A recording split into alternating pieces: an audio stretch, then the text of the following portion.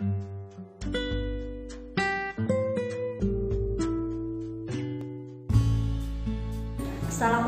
warahmatullahi wabarakatuh. Hai teman-teman, ketemu lagi sama Bu Epti sekarang di pelajaran PPKN. Sebelum dimulai, mari kita berdoa belajar dulu. Bismillahirrahmanirrahim.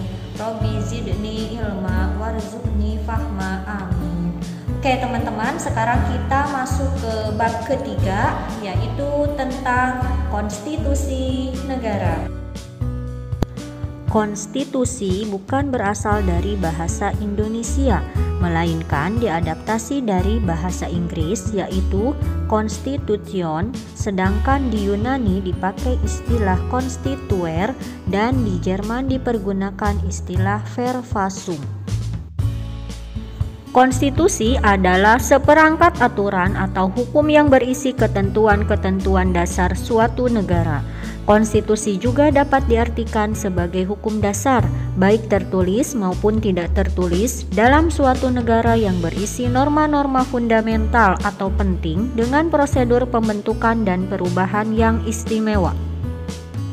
Fungsi konstitusi negara yang pertama menurut Juniarto. 1. Ditinjau dari tujuannya, yaitu untuk menjamin hak-hak anggota masyarakat, terutama warga negara dari tindakan sewenang-wenang penguasa.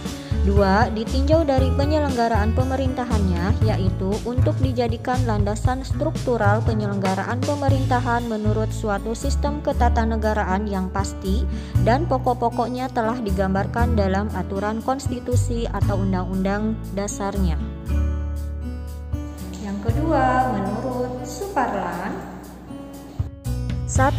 Membatasi atau mengendalikan kekuasaan penguasa agar dalam menjalankan kekuasaannya tidak bertindak sewenang-wenang terhadap rakyatnya. 2. Memberi suatu rangka dan dasar hukum untuk perubahan masyarakat yang dicita-citakan dalam tahap berikutnya. 3. Dijadikan landasan penyelenggaraan negara menurut suatu sistem ketatanegaraan tertentu yang dijunjung tinggi oleh semua warga negaranya, baik penguasa maupun yang dikuasai, atau disebut juga sebagai landasan struktural. Dan yang ketiga, menurut Komisi Konstitusi MPR RI. 1. Sebagai dokumen nasional. 2. Sebagai piagam kelahiran baru. 3. Sebagai sumber hukum tertinggi.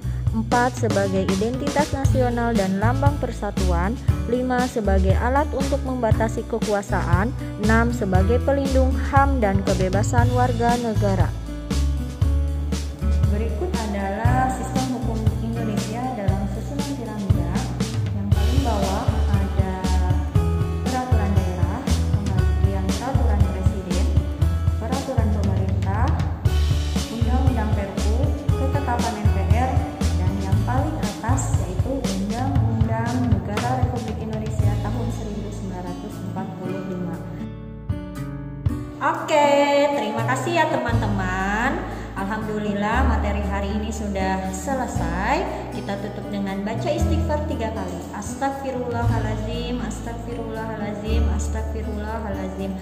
Dan doa kafaratul majelis. Subhanakallahumma wa bihamdika asyhadu an la ilaha illa anta astaghfiruka wa atubu ilaik.